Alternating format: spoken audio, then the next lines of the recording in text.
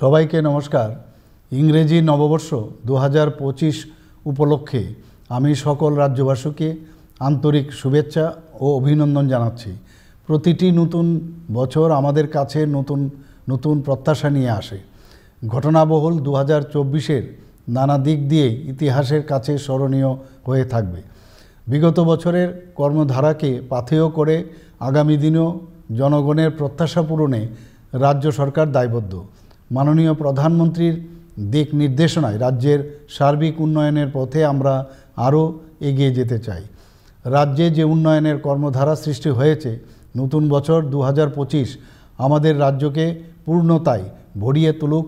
2025 সকলের জন্য আনন্দের বার্তা নিয়ে আসুক। আমি সকল রাজ্যবাসীর সুখ সমৃদ্ধি ও সুস্থতা কামনা করছি। সবাইকে নতুন বছরের হার্দিক শুভেচ্ছা, ধন্যবাদ ও নমস্কার।